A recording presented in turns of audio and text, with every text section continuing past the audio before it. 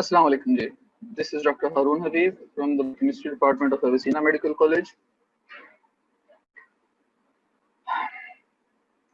हमारा main topic चल रहा है जेनेटिक्स, जिसको हमने डिवाइड किया था मजीद टॉपिक्स में such as 1 genetics, 2 और oncogenesis. ये जो oncogenesis है ये हमारा हो चुका हुआ है, पीछे बच के जेनेटिक्स 1 और जेनेटिक्स 2. ये कोर्स आपके टेस्टों के लिहाज से डिवाइड किया गया हुआ है. इस तरह के हमने ग्रैंड टेस्ट लेने होते हैं. ठीक है. जेनेटिक्स 1 के कोर्स में हमारे पास आ जाता है structural basis of cellular information, organisation of DNA, replication of DNA and transcription of DNA. उसके बाद पोस्ट ट्रांसक्रिप्शनल मॉडिफिकेशन. ये हमारा जेनेटिक्स 1 का कोर्स चल रहा है. ठीक है. जो चीजें हमने की थी लास्ट लेक्चर में, those were the structural basis of cellular information, organisation of DNA, chromosomes और कैरियोटाइपिंग. ये हो गया. आज हमने शुरू करना है replication of DNA.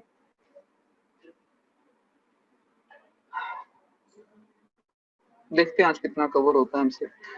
But before that, if you have any questions please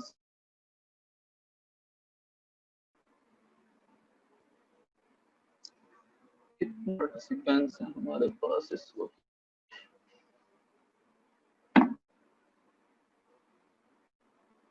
We have 82 participants. आज हाजिर है.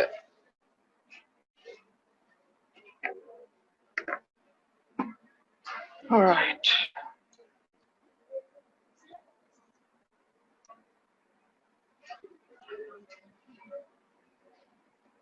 Ajit, do you have any questions? Please go ahead, ask them away.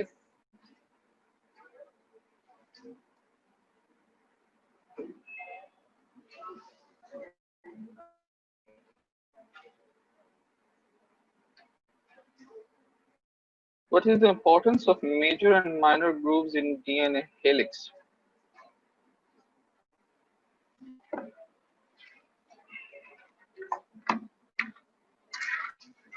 सबसे पहले तो ये देखें ये हेलिक्स के अंदर मेजर और माइनर ग्रूव्स बनते क्यों?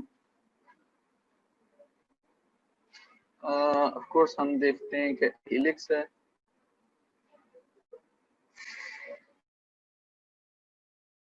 ठीक है.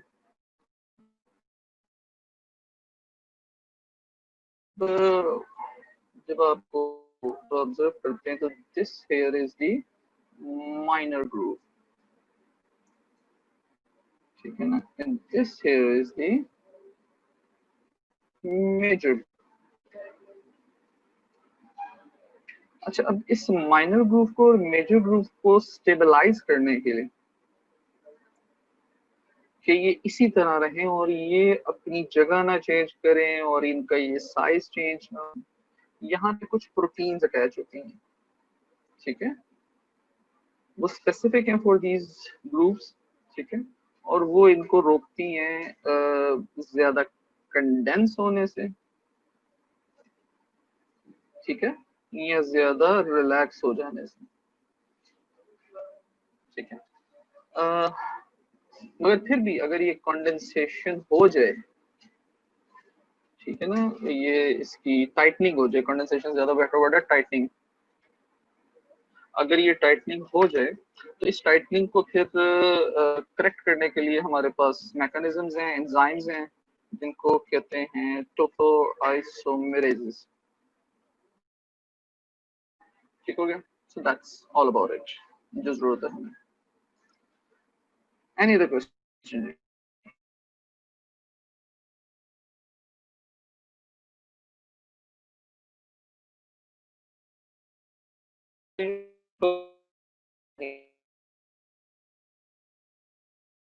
जी अस्सलाम वालेकुम, आई एम बैक. लेकिन मजे इतनी देर में क्वेश्चन भी किसी ने नहीं पूछा. क्वेश्चन ही पूछ ले, मेरे पास चैट हेड खुला होता है दूसरी जगह. Anyways ji, let's start the replication of DNA. Alright, before the cells divide, they must synthesize a new copy of DNA. This process is called replication.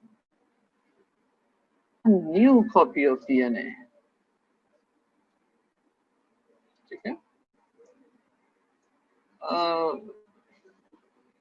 Sales में या तो डिवाइड होना है या उन्होंने ग्रोन है, ठीक है?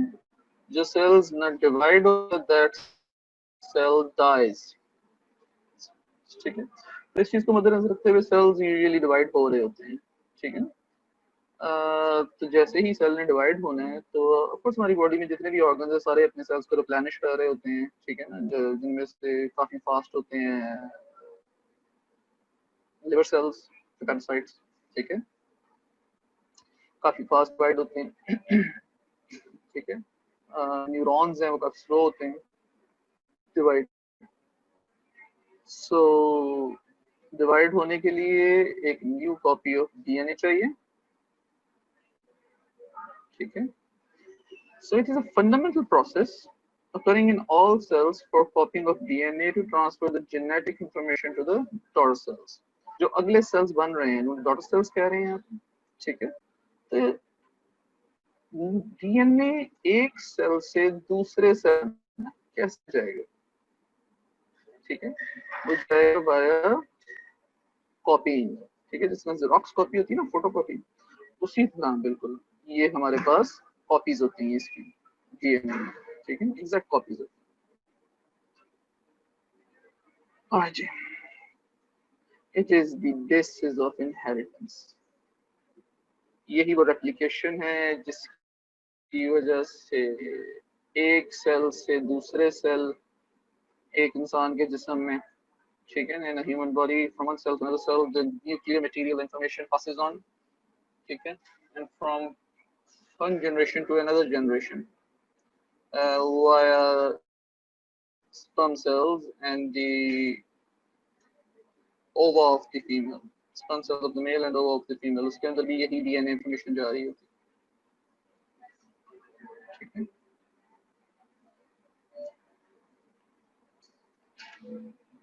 So there are three possible patterns of replication: conservative, semi-conservative and dispersive. जैसे कि नाम से जाहिर है ये कंजर्वेटिव है, जिस तरह कंजर्वेटिव माहौल होता है अंदर बंद होकर अपनी चीज किसी को नहीं देनी। ये डिस्पर्सिव है, इसका मतलब ये होता है सबके साथ सब कुछ शेयर कर लो, कोई रोक टोक नहीं किसी भी किस्म की। और ये सेमी कंजर्वेटिव है, कुछ कर लो कुछ रोक लो, ठीक है? ये हैं पाकिस्तानी सेमी कंजर्वेटिव, ना इस्लामिक है ना मॉडर्न है। So the original copies of DNA ये दिखी हुई है, हमने सामने नजर आ रही हैं, हर एक कंजर्वेटिव के सामने एक नजर आ रही है, एक सेमी कंजर्वेटिव के सामने नजर आ रही है, डिस्पर्स के सामने नजर आ रही है। अगर कंजर्वेटिव रेप्लिकेशन को देखें तो उसका and result after one round of replication कुछ इस तरह होता है। ये ना एक्चुअल जेरॉक्स कॉपी की तरह, फोटोकॉपी की तरह, ठीक है? एक्चुअल जेरॉक्स कॉपी की तरह एक ओरिजिनल आ जाता है और एक उसकी कॉपी आ जाती है, ठीक है? This one is original and this one here is the new copy. दूसरा ये सेमी कंजर्वेटिव, इसमें आप देख रहे हैं कि हर जो डॉटेड डीएनए बना है, यूनिट्स जो डीएनए बना है, उसमें एक स्ट्रैंड जो है ब्लू वाला वो है ओरिजिनल और जो एक स्ट्रैंड ऑफ रेड वाला वो है कॉपी, ठीक है? तो दिस इज सेमी कंजर्वेटिव। इसके बाद आ जाती है ये डिस्पर्सिव, इसमें देखें रली मिली सरकार है, सब कुछ ही है, एक पोर्शन उसका एक पोर्शन उसका एक पोर्शन उसका, ठीक है? जो हमारे पास कॉमनली नेचर में होता है वो है सेमी कंजर्वेटिव, ठीक है?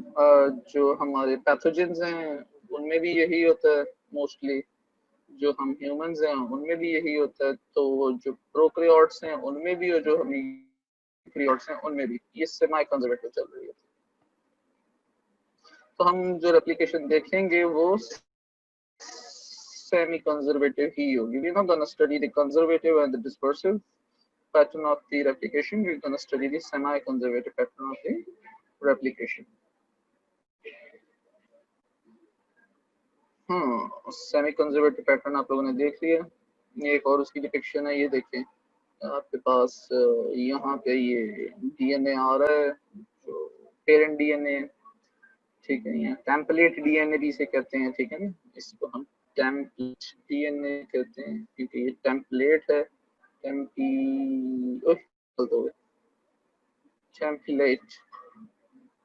टेम्पलेट डीएनए भी कहते हैं इसको हम, ठीक है। और इनको हम नैंसेंट यानी कि न्यू और डॉटर डीएनए भी कहते हैं, ठीक हो गया।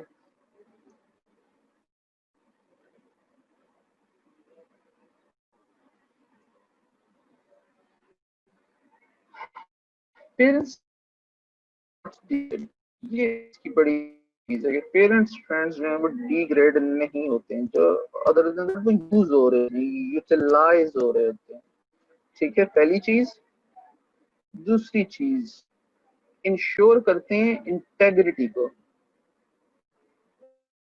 क्योंकि ये देखें इसका एक स्ट्रैंड यहाँ पे, तो जो दूसरा स्ट्रैंड है वो इसके पास, जो दूसरे स्ट्रैंड बने हैं, ये जो नैंसेंट या डॉटर स्ट्रैंड्स बने हैं यहाँ पे, ये complementary to the original strand बने हैं, तो इसमें गलती का चांस बिल्कुल ही नहीं रह जाता।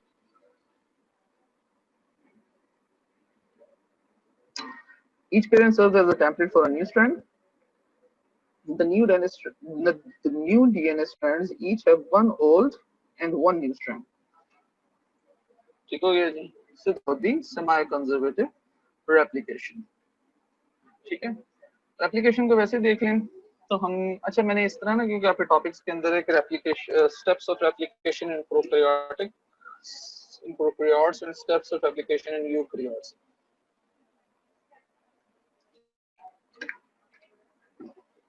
मैं आपको ना पहले एक जनरल रेप्लिकेशन बता रहा हूँ सारी, और ना आखिर में जब हम इसको वाइंड अप करेंगे ना रेप्लिकेशन को, तो I'll tell you the differences between the replication. बहुत माइनर से डिफरेंस है, एक दो डिफरेंस है सिर्फ, ज्यादा नहीं है, सो हमें इतना मसला नहीं होगा इंशाल्लाह। और जी, तो रेप्लिकेशन की कुछ रिक्वायरमेंट्स हैं, ठीक है। सबसे पहले सबस्ट्रेट्स चाहिए। सबस्ट्रेट्स आप लोग समझते हैं, ऑफ कोर्स एंजाइम्स में आपने पढ़ा हुआ है, रॉ मटेरियल चाहिए होता है कुछ भी करने के लिए। तो हमारे पास सबस्ट्रेट्स हैं, ये 4 सबस्ट्रेट्स हैं हमारे पास डीएनए रेप्लिकेशन के लिए। Deoxy adenosine triphosphate, dGTP, dCTP, dTTP. इनको हम शॉर्ट फॉर्म में TNTPs भी कहते हैं, डीऑक्सीराइबोन्यूक्लिक ट्राइफॉस्फेट्स या डीऑक्सीराइबोन्यूक्लियोसाइड ट्राइफॉस्फेट, डीऑक्सीराइबोन्यूक्लियोसाइड ट्राइफॉस्फेट, ठीक हो गया जी। ये है हमारे पास इसके सबस्ट्रेट्स। चलो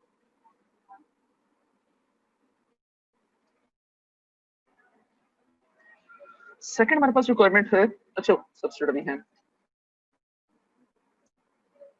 देखिए ये हमारे पास एक एग्जांपल है डीटीटीपी की, ठीक है। ये देखिए, ये हमारे पास आ गया, ये ब्रेक डाउन करता है, हाइड्रोलाइज होता है, ये हमारे पास बन जाता है एक न्यूक्लियोटाइड, ठीक है।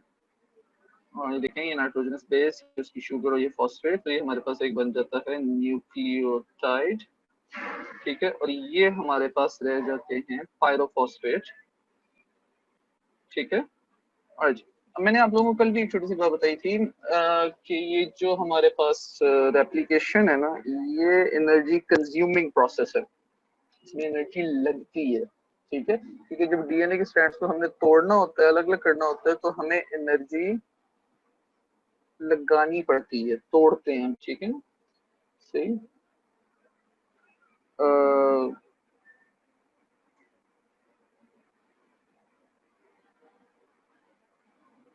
Just a minute please.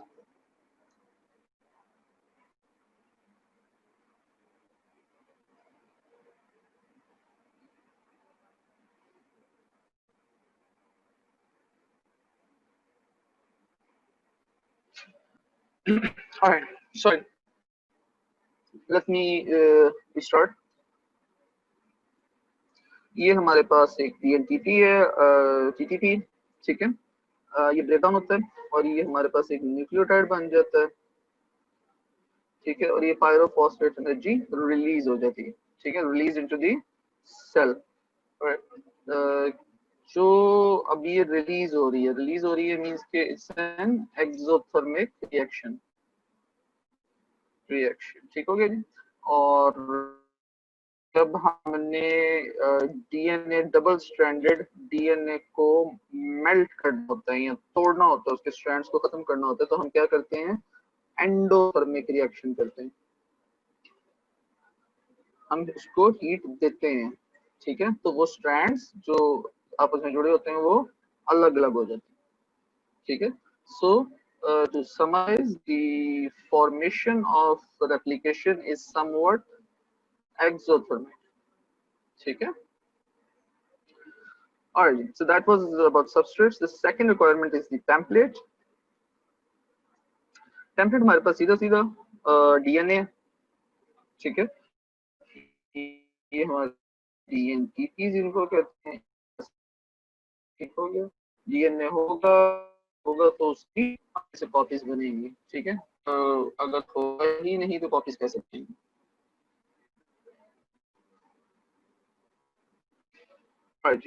Next हमारे पास आ जाते हैं एंजाइम्स एंड प्रोटीन्स। अच्छा, थोड़ा सा ध्यान दीजिएगा यहाँ पे प्लीज, ये थोड़ा सा जरा समझने वाला काम, न्यू चीजें हैं। ये देखिए, ये टेबल आ रहा है आपके सामने,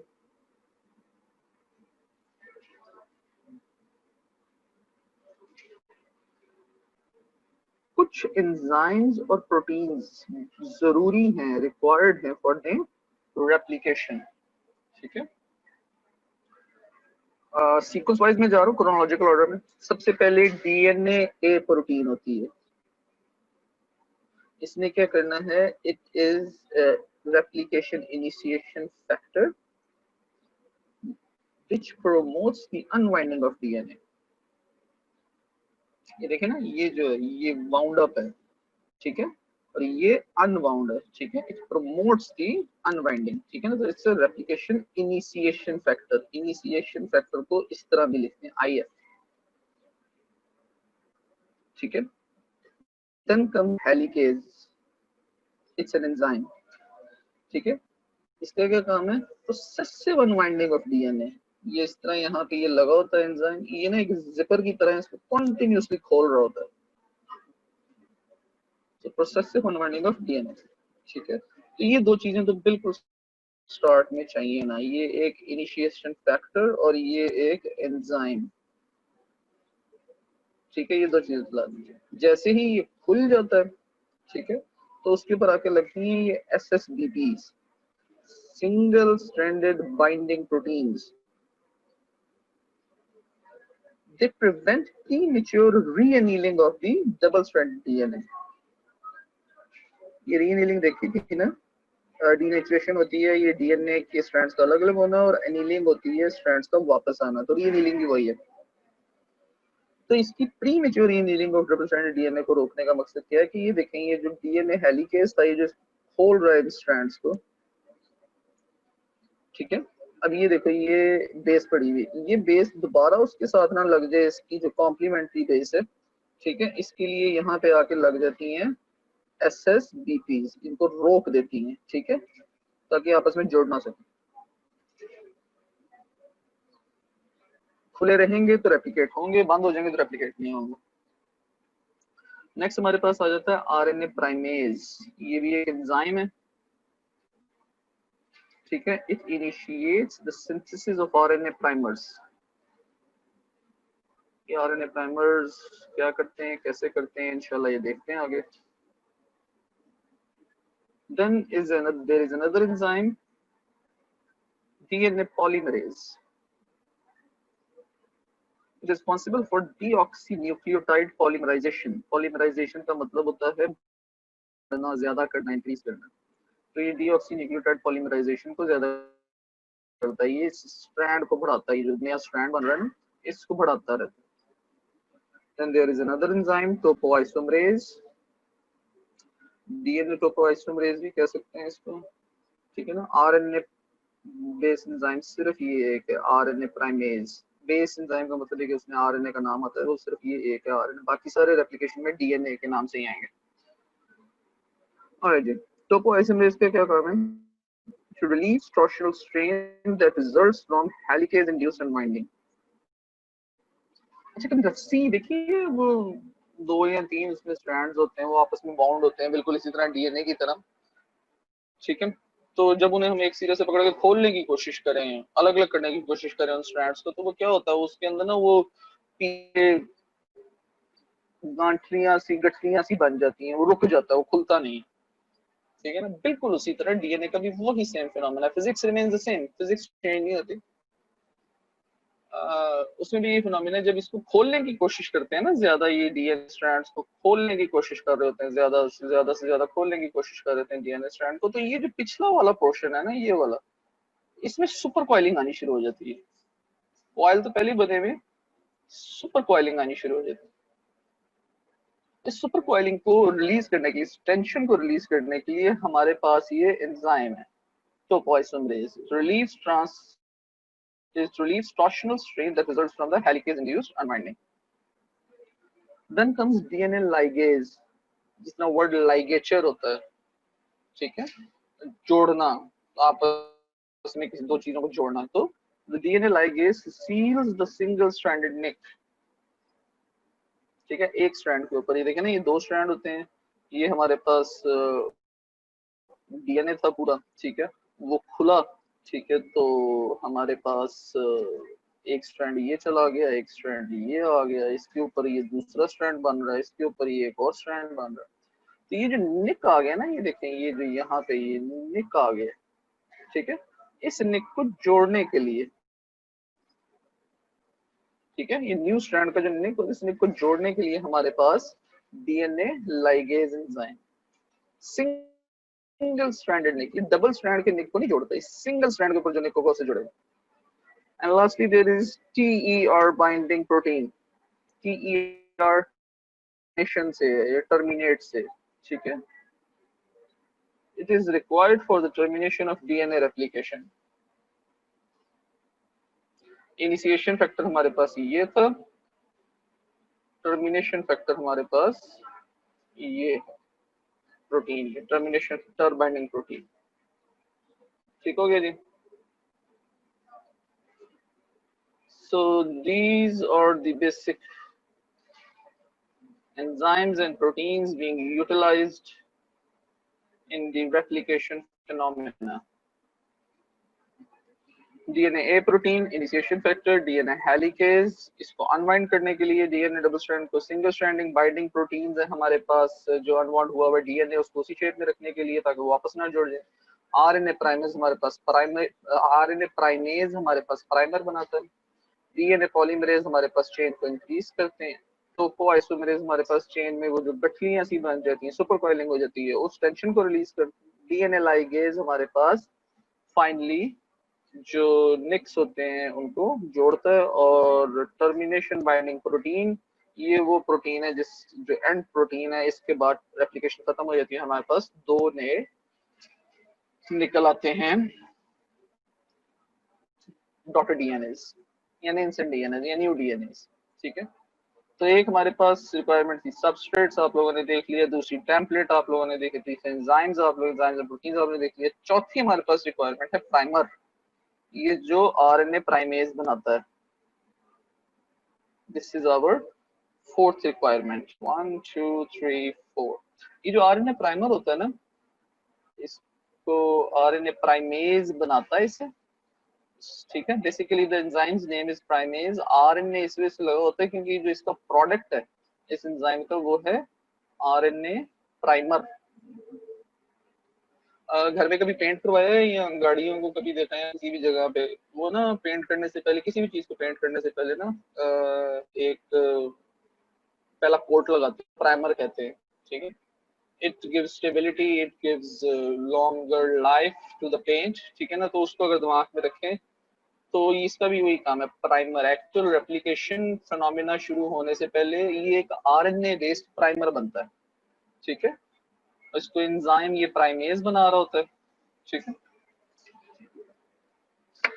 और ये देखिए, ये एक चेन चली गई, ये दूसरी चेन चली गई, ठीक है। तो रेप्लिकेशन शुरू होने के लिए आरएनए प्राइमेज आएगा और यहाँ पे आरएनए प्राइमर बनाएगा। उसके ऊपर ये डीएनए पॉलीमरेज आके एक्ट करेगा यहाँ पे और इसको बढ़ाना शुरू कर देगा, ठीक है। तो दैट्स व्हाट प्राइमर इज। आगे भी देख लेते हैं डिटेल में। ये थोड़ी सी एक समरी देखें आप रेप्लिकेशन की।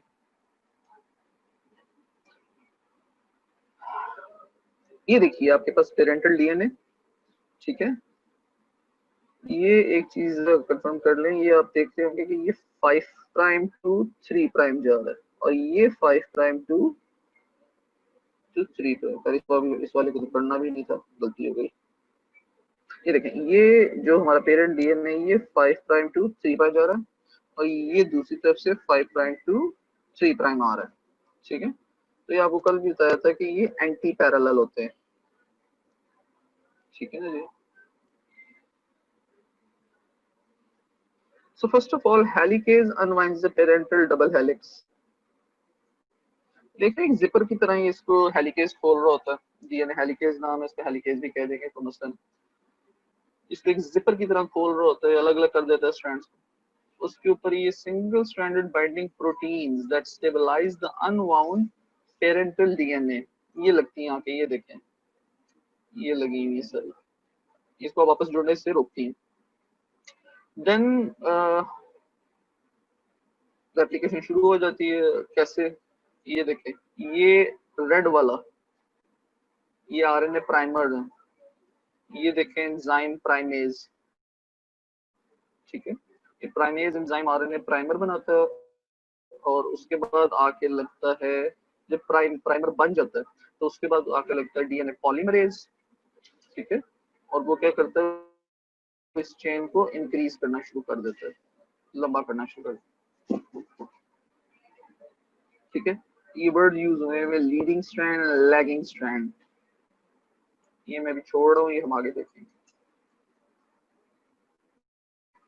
लीडिंग का वैसे मतलब होता है जो लीड कर रहा हो, लैगिंग का मतलब जो होता है जो पीछे पीछे रह जाए।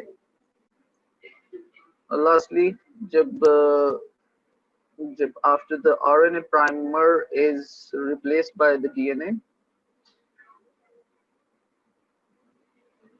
ligase joins the Okazaki fragment to the growing strand। ये देखें डीएनए लाइगेज, जो लाइगेट कर रहे थे सिंगल स्ट्रैंडेड निक्स को इसने बंद करना होता है डीएनए लाइगेज में, ठीक है ना। ये ओकाजाकी फ्रेगमेंट्स हैं, ये भी आगे देखते हैं, लीडिंग स्ट्रैंड, लैगिंग स्ट्रैंड और ओकाजाकी फ्रेगमेंट्स।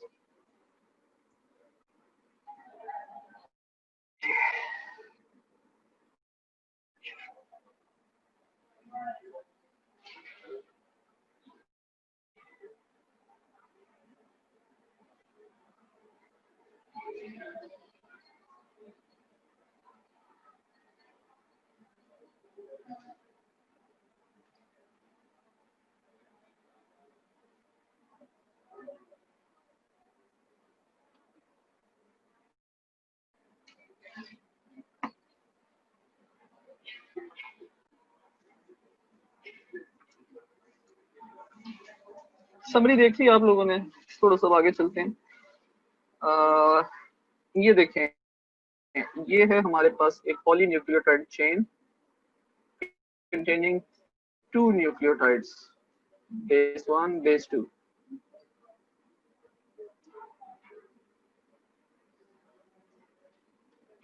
ये है हमारे पास एक न्यूक्लियोसाइड मोनोफॉस्फेट, या हम जिसको न्यूक्लियोटाइड भी कह लेते हैं। ठीक है, अब हमने इसको इसके साथ जोड़ना है। How?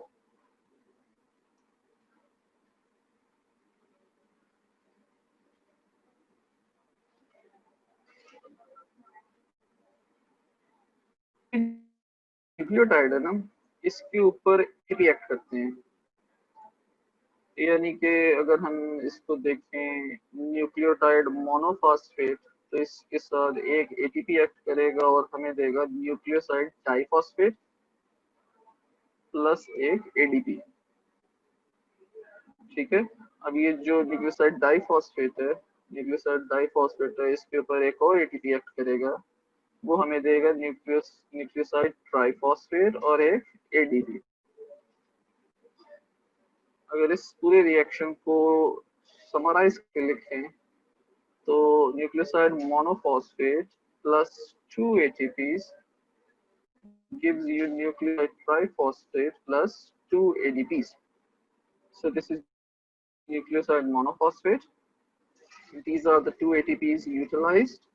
These are the 2 ATPs released, and this is your nucleoside triphosphate.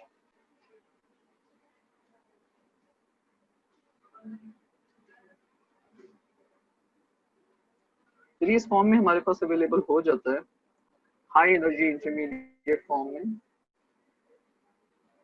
तो नेक्स्ट स्टेप क्या होता है कि ये न्यूक्लियोसाइड ट्राइफॉस्फेट और ये जो पॉली न्यूक्लियोटाइड चेन है, ये आपस में जुड़ते हैं, ये आपस में रिएक्ट करते हैं। ये देखें, ये आपस में जुड़ रहे हैं, एंड प्रोडक्ट्स इसके क्या हैं? पायरोफॉस्फेट निकल जाता है। ऑफ कोर्स ये जो पायरोफॉस्फेट निकला है तो ये वापस जाएगा एडीपी के एडीपी बनाएगा। तो मैंने जो स्टार्ट में कहा था ना कि इट इज समवट एक्सोथर्मिक, तो यहाँ पे आप देख रहे हो कि इसकी फॉर्मेशन से पहले की सबस्ट्रेट है ना, ये हमारा सबस्ट्रेट है, ठीक है, इसकी फॉर्मेशन से पहले पहले ये वाला फिनोमेना हो जाता है। ठीक है, मगर उस एनर्जी को रिप्लेनिश करने के लिए ये एनर्जी यहाँ से रिलीज हो रही है। ठीक है, तो बॉडी का लगता कुछ नहीं है एक्चुअली, मगर ये जो रिएक्शन है, this very reaction is exothermic. जो प्रोडक्ट आता है इसका हमारे पास, ये देख रहे हैं आप, ये हमारे पास बेस 1 थी, ये बेस 2 थी, ये जो हमारे पास हाई एनर्जी आई हुई थी ये बेस 3 थी। इसने ट्राइफॉस्फेट में रिएक्ट किया पॉलीन्यूक्लियोटाइड चेन के साथ, पायरोफॉस्फेट निकल गया, ये निकल गया, तो पीछे एक फॉस्फेट रह गया, तो ये आके जुड़ गया यहाँ पे, ये देखें 1 2 and 3। ठीक है, इसके कहाँ पे आके जुड़ा ये देखें, ये this here is the third carbon. ठीक है, तो इस थर्ड कार्बन के साथ इसने यहाँ पे रिएक्ट किया, इसके फिफ्थ कार्बन है, फिफ्थ कार्बन। ठीक है, और इसका फिर अब थर्ड कार्बन फ्री हो गया to receive another nucleoside triphosphate. This is how the chain will keep on growing. The new chain which is being formed, this is how it will grow. पहले भी बताया, the strands of DNA run in opposite direction. अच्छा जी, अब इसको भी देखें, यहाँ पे अब देखिए 5 प्राइम कौन सा है, 5 कौन सी साइड है, ये है हमारे पास शुगर। ठीक है, इसके ये फर्स्ट कार्बन, ये इसका सेकंड कार्बन, ये इसका थर्ड कार्बन, ये इसका फोर्थ कार्बन, ये जो ये इसका फिफ्थ कार्बन। ठीक है, ये सारे प्राइम्स हैं। ठीक है, तो फिफ्थ कार्बन पे इसका ये फॉस्फेट लगा हुआ है, तो दिस मस्ट बी 5 प्राइम। ठीक है, this must be 5 prime, this is third prime, this is fifth prime, third prime, 5 prime, 3 prime, prime और ये 3 प्राइम, ये 3 प्राइम एंड हो गया। ऑफ कोर्स अगर हम इसको देखते हैं कि ये ऐसे जा रहा है दिस वे, ठीक है, तो जो इसकी ऑपोजिट साइड है it would be anti parallel. इसका मतलब क्या हुआ कि this would be 5 prime and this would be 3 prime. ठीक हो गया जी। सो हमारे पास ऐसा ही होना चाहिए, देख लेते हैं बिल्कुल 5 प्राइम 3 प्राइम 5 प्राइम और सिर्फ एक को देखना है आपने जरा ध्यान से, तो आपको पूरे डीएनए का पता चल जाएगा कि इसकी ओरिएंटेशन क्या है।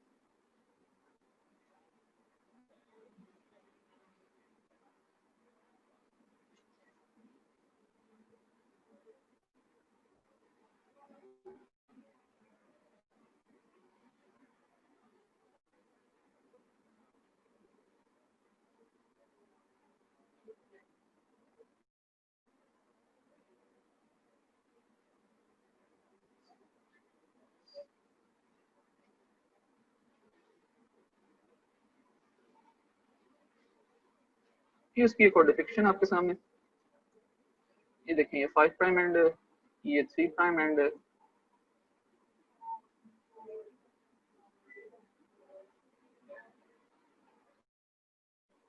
ये उसके फिर एंटी पैरेलल, ये 3 प्राइम एंड ये 5 प्राइम एंड। ये मेरे ख्याल से आप लोगों को पहले पता है, मैं रिपीट कर देता हूँ। ए के साथ टी बाइंड करेगा हमेशा और सी के साथ जी बाइंड करेगा। जब ए के साथ टी बाइंड करेगा तो बी 2 हाइड्रोजन बॉन्ड, जब सी के साथ जी बाइंड करेगा तो be 3 hydrogen bonds. It is comparatively easier to break this bond than this bond. Simple physics.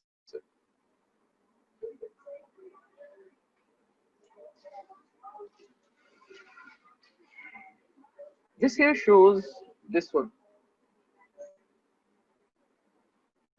a template strand. Template strand of the mother DNA, father DNA, parent DNA. इसके ऊपर ये जो बन रहा है ये डॉटर डीएनए न्यू स्ट्रैंड बन रहा है। ठीक है, ये आप देख रहे हैं ये 3 एंड ये 5 एंड,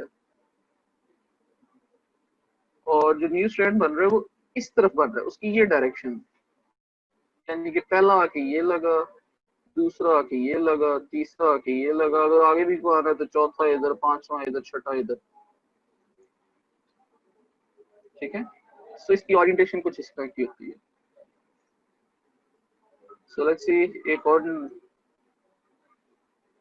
डीएनटीटी आया है, ये भी वो टीटीपी है। ठीक है, ये आएगा, ये रिएक्शन आपने देखा है जो 3 के साथ होता है, क्या होता है 3 के ये दो टूट जाएंगे, ठीक है, और ये जाके इसके साथ अटैच हो जाएगी। ठीक है ना,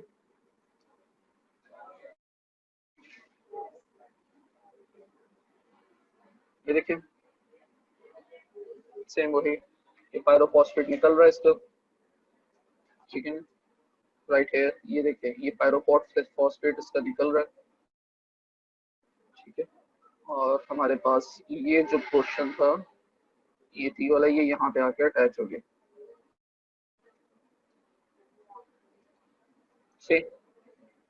यहाँ पे ना कुछ रूल्स हैं जो आपने याद रखने हैं जेनेटिक्स के, वो हमेशा कॉमन रहेंगे। वो रूल्स अगर आप याद रख लेंगे ना तो आपको जेनेटिक्स के अंदर इशू नहीं होगा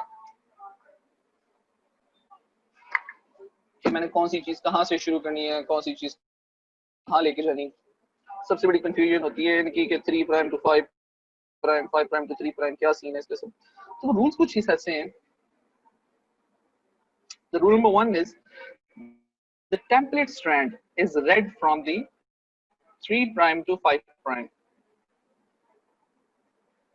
यानी कि जब जिसको एंजाइम पढ़ रहा होगा इस डीएनए को, इस टेम्पलेट स्ट्रैंड को, तो वो 3 प्राइम से शुरू होगा और वो नीचे की तरफ आना शुरू हो जाएगा 5 प्राइम की तरफ।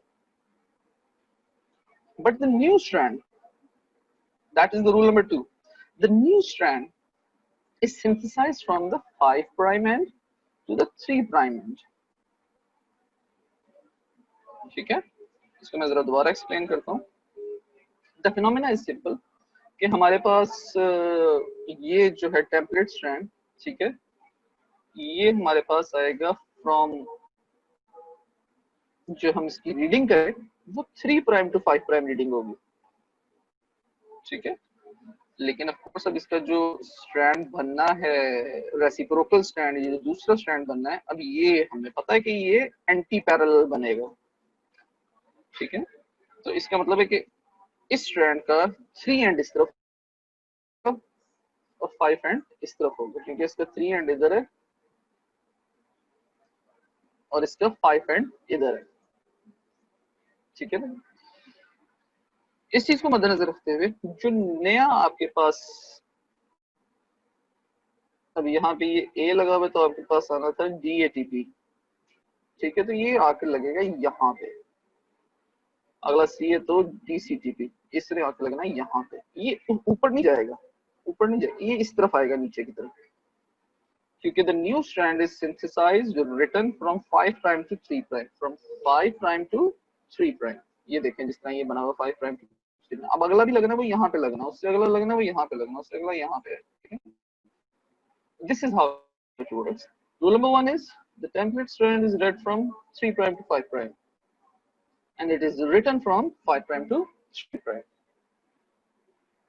गोल्डन रूल्स हैं, ये याद रखेंगे सुकून रहेगा, ये याद नहीं रहेंगे तो सब कुछ मिलेगा और तंगी होगी। डीएनए रेप्लिकेशन के कुछ स्टेप्स हैं, देयर आर 3 स्टेप्स जो मैंने आपको रिक्वायरमेंट्स बताई थी, वो कौन कौन सी थी?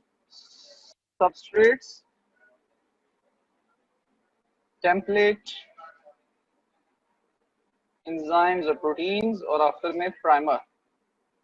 सबस्ट्रेट में आपने देखा था DATP, इसमें देखे थे CTP, GTP, DTTP। टेम्पलेट पे आपने देखा था DNA, original parent DNA। Enzymes में आप लोगों ने देख लिया था DNA प्रोटीन, ये क्या करती है, ये इनिशिएशन फैक्टर है। उसके बाद हमने देखा केज, ये जिपर की तरह खोलती है डबल स्ट्रैंडेड को। उसके बाद हमने देखा था सिंगल स्ट्रैंडेड बाइंडिंग प्रोटीन्स, ये इसको वापस जुड़ने नहीं देती। उसके बाद हमने देखा था RNA प्राइमेज, ये प्राइमर बनाता है, ठीक है, ये प्राइमर बनाता है। उसके बाद हमने देखा था DNA पॉलीमरेज, ये चेन को इंक्रीज करता है। ये जो हमें पीछे चेन इंक्रीज नहीं कर रहे हैं और ये उसके लिए DNA पॉलीमरेज चाहिए। उसके बाद हमने देखा था DNA लाइगेज, ये उन चेन्स को बंद करता है जो एक आधा निक रह जाता है। और आखिर में हमारे पास टर बाइंडिंग प्रोटीन जो टर्मिनेशन फैक्टर है।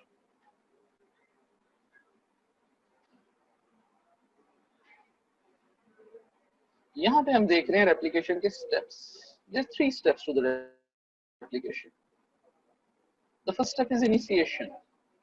The second step is elongation. The third step is termination. ये जो आपको एंजाइम्स होते हैं सारे, उसके अंदर भी देखिए इनिशिएशन के लिए आपको चाहिए इनिशिएशन फैक्टर, आपको चाहिए हेलिकेज, और उसको कंटिन्यू करने के लिए आपको चाहिए सिंगल स्ट्रैंडेड बाइंडिंग प्रोटीन्स।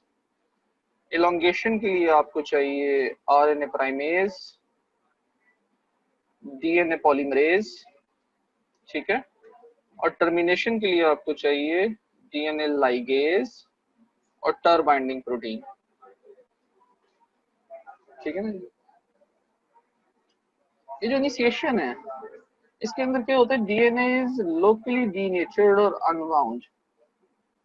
ये जो वाउंड DNA होता है ना ये हेलिकल स्ट्रक्चर में, ये अनवाउंड होना शुरू हो जाता है, खुलना शुरू हो जाता है जिपर से, ये हेलिकेज एंजाइम से।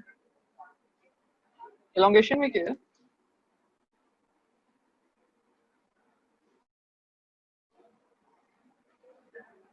the new nucleotides are linked by covalent bonding to each growing strand in a sequence determined by the complement based joining। जो पेरेंट स्ट्रैंड के ऊपर यहाँ पे अगर ये पेरेंट स्ट्रैंड है ACGT लगा हुआ है, तो जो नए बनने हैं वो कैसे बनेंगे, TGCA, उसके कॉम्प्लीमेंट्री बनेंगे सर, ठीक है। ये देखो ये न्यू जो चेन है वो ऐड हो रही है यहाँ पे, ठीक है, ये कॉम्प्लीमेंट्री बन रहे हैं to the parent strand. Then comes termination. Two new strands are formed. जो एक स्ट्रैंड था उससे 2 स्ट्रैंड हो जाते हैं, ठीक है। ये सिर्फ 1 था, ये 1 और 2 स्ट्रैंड। दोनों के पास क्या है, सेमी कंजर्वेटिव है, तो दोनों के पास एक ओल्ड चेन है और एक न्यू चेन है, जो इनिशिएशन है it occurs at the origin site और ओआरआई ओरी ओरी साइट भी कहते हैं। ठीक है, जो टर्मिनेशन हमारे पास it occurs at the termination site of the replication. ठीक है, ओरिजिन साइट और टर्मिनेशन साइट नामों से इजाफा।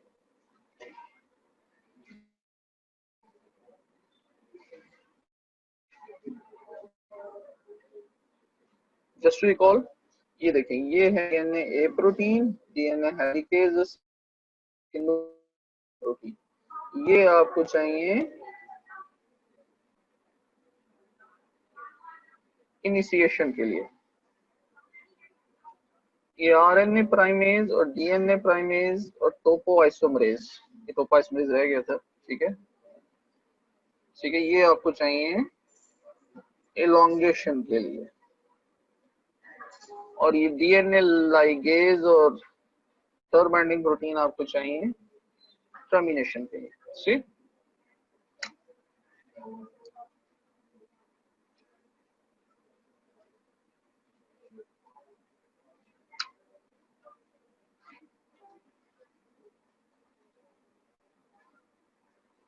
ये देखिए हमारे पास ना एक एग्जांपल है प्रोकैरियोटिक डीएनए की, है डबल स्ट्रैंडेड ही लेकिन है सर्कुलर फॉर्म में। ठीक है, और ये जो इसका ये जो ब्लैक पॉइंट है ना, ये black point, this is the ओरी। ठीक है, ओरिजिन साइट।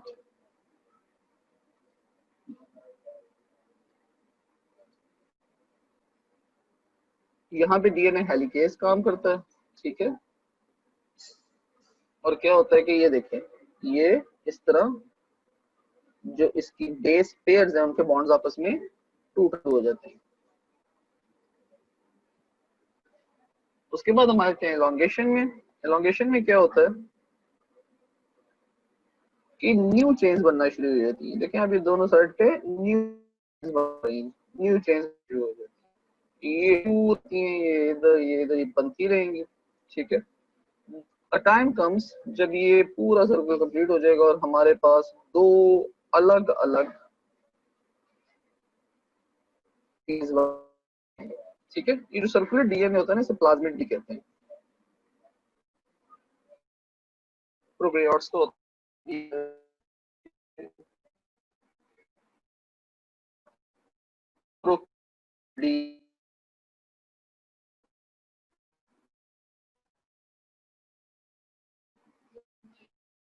यूकैरियोटिक तो देखें तो यूकैरियोटिक है लीनियर सर्कुलर, यूकैरियोटिक्स तो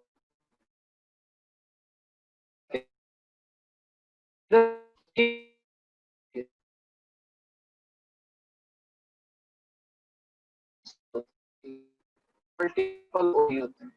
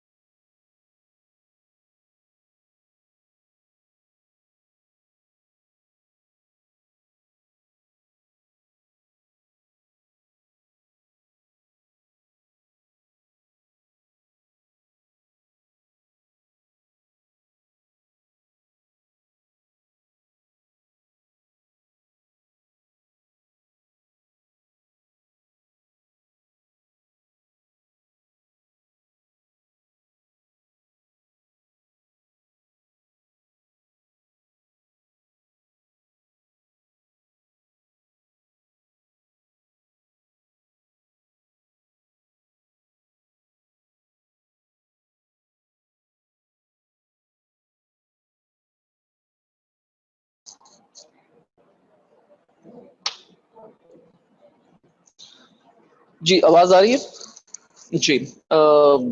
आई had to switch my phone, पता नहीं उसको आज क्या हो रहा था, तंगी काफी तंग कर रहा है। Anyways let's continue.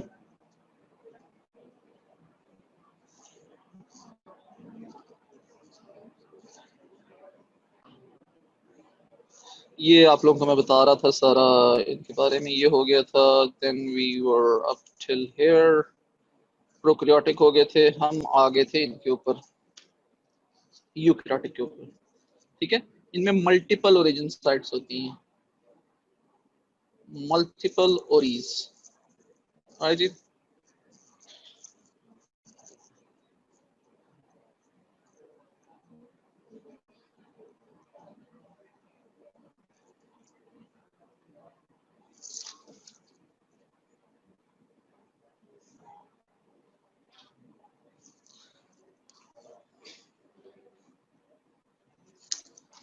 मल्टीपल ओरीज के बाद हमने देखा था क्या था, ये ओरिजिन साइट्स के ऊपर क्या होना शुरू होता है, ये देखें, ये डीएनए हेलिकेज इनको अनवाइंड करना शुरू कर, खोलना शुरू कर देता है। ठीक है, बॉन्ड्स को ब्रेक करना शुरू कर देता है। उसके बाद ये रेप्लिकेशन शुरू हो जाती है दोनों साइड्स के ऊपर। ठीक है, और अल्टीमेटली हमारे पास एंड रिजल्ट आता है कि दो हमारे पास डीएनए चेंज बन जाती हैं, जिसमें जो एक है वो ये ऊपर वाली जो है ये टेम्पलेट थी। ठीक है, और ये जो नीचे वाली है ये टेम्पलेट थी। ये भी न्यू है और ये भी न्यू है, ये वाली चेन भी न्यू है, ये वाली चेन भी न्यू है। ठीक है, मगर both of them are identical to the one that started this whole phenomena.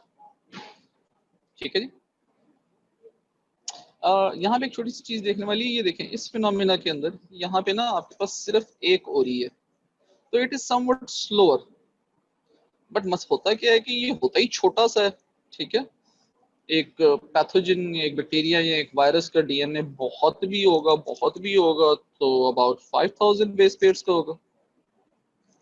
ठीक है, लेकिन जो हम यूकैरियोट्स हैं, ह्यूमन बींग्स हैं, इनकी तो खैर हदें ही नहीं होती ना। मीन्स कि अगर हम हिसाब किताब लगाना शुरू करें तो वो आपको लास्ट स्लाइड अगर याद हो तो, ठीक है, if you remember it somehow,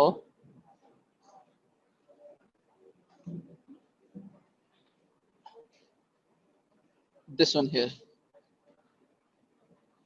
ये देखें आप, आपके पास ये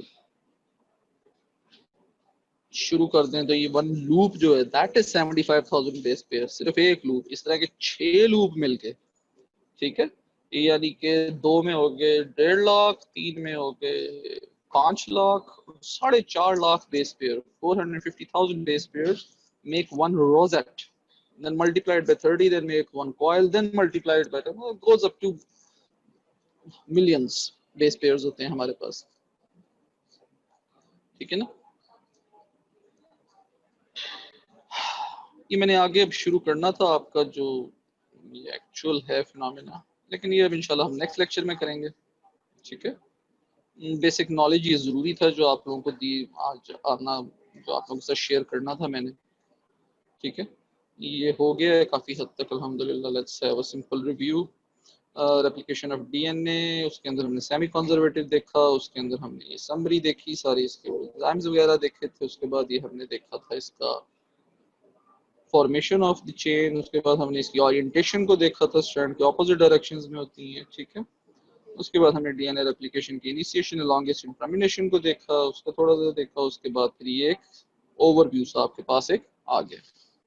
ठीक है, I am gonna stop the lecture at the moment. इसको मैं ये रोक रहा हूँ क्योंकि मैं अगला ना अभी शुरू नहीं कर सकता हूँ इसका। मगर तो थोड़ा सा व्यू देख लें आप तो देखें, अनवाइंडिंग हो रही है, हेलिकेज करवा रहा है। ठीक है, ये आपके पास डबल स्टैंडर्ड था यहाँ पे। ठीक है, उसके बाद ये अनवाइंडिंग करवा रहा है हेलिकेज आके। ठीक है, ये जो बनता है इसको रेप्लिकेशन फोक कहते हैं, क्योंकि फोक सा होता है। फिर ये आरएनए प्राइमेज आता है, ये प्राइमर सा बनाता है। ठीक है, उसके बाद ये देखें ये प्राइमर बन गए। उसके बाद डीएनए पॉलीमरेज आता है, न्यू बेसिस आके अटैच होनी शुरू हो जाती है, स्ट्रैंड इंक्रीज होना शुरू हो जाता है। ठीक है, ये ऊपर वाला जो स्ट्रैंड है उसको एक लीडिंग स्ट्रैंड का नाम दिया हुआ है, नीचे वाला लैगिंग स्ट्रैंड है, इसको डिटेल में बताऊंगा मैं आप लोगों को। ठीक है, उसके बाद क्या होता है आखिर में, ये देखें जब ये सारा काम हो जाता है तो फिर ये डीएनए लाइगेज आता है, इस पूरी चेन को बंद करता है और ये आपके पास 2 चेन्स आ जाती हैं। ठीक है, इंशाल्लाह डिटेल में देखेंगे नेक्स्ट लेक्चर में। मेरे पास तो शेड्यूल नहीं आया नेक्स्ट लेक्चर का, नेक्स्ट वीक का इंशाल्लाह जब आएगा तो आपके पास भी आ जाएगा और मेरे पास भी आ जाएगा। We have 2 minutes, we have 2 minutes, we have बंद किया मैंने खुद। We have 2 minutes. If you have any questions, please go ahead. कुछ समझ भी आ रही है? कोई नहीं, यहाँ मैं दीवारों के साथ बात कर रहा हूँ। बेटा काइंडली ना रिव्यू देते रहा, फीडबैक देते रहा करो मुझे। मेरा ना फीडबैक के बगैर गुजारा नहीं है। और अगर कोई चीज़ समझ नहीं आ रही होती है, कोई चीज़ चेंज करनी होती है, कोई चीज़ ऐड करनी है, कोई चीज़ सब्ट्रैक्ट करनी है, ऑफ कोर्स मैं स्क्रीन पे इतना गंद मारता हूँ, उसका कोई इशू है, एनी इशू यू हैव, मेरे साथ प्लीज शेयर किया करें ताकि उस इशू को सॉल्व किया जा सके। My sole and basic aim is to teach you guys, to make my message clear so that you may receive it properly. ठीक है, प्लीज कोई फीडबैक है तो दें, कोई क्वेश्चन है तो पूछें। टाइम नहीं भी है तो इंशाल्लाह मैं उसको नेक्स्ट सिटिंग में आप लोगों के साथ आंसर कर दूंगा। प्लीज प्लीज प्लीज 1 मिनट है इससे पहले कि मैं हैंड ओवर करूं। Give me some feedback, give me some question, नहीं तो मुझे वीकेंड पे नींद नहीं आनी है ऐसे।